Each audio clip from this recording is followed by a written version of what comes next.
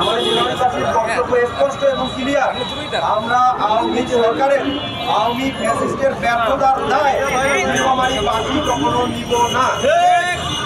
আমাদের অন্তর্বর্তীকালীন সরকারের প্রতি এবং স্বাস্থ্য মন্ত্রণালয়ের প্রতি আমাদের একটাই দাবি যে অতি তাড়াতাড়ি অতি দ্রুত নীলফামারী মেডিকেল কলেজের জন্য স্থায়ী ঠিকানা এবং স্থায়ী অবকাঠামো নির্মাণ কাজ যাতে অতি দ্রুত শুরু হয়, এই দাবি আমরা নীলফামারীবাসীর পক্ষ থেকে আমরা জানাচ্ছি। এবং নীলফামারী মেডিকেল কলেজ যদি ভবিষ্যতে বন্ধের পায়তারা বন্ধ করা না হয়, তাহলে আমরা নীলফামারীবাসী এবং নীলফামারীর আপামর জনতা বাংলাদেশের যে প্রান্তে থাকি না কেন, সে প্রান্তে আমাদের নিজ নিজ অবস্থান থেকে আমাদের দাবি এবং আমরা তীব্র প্রতিবাদ জানাবো ইনশাআল্লাহ।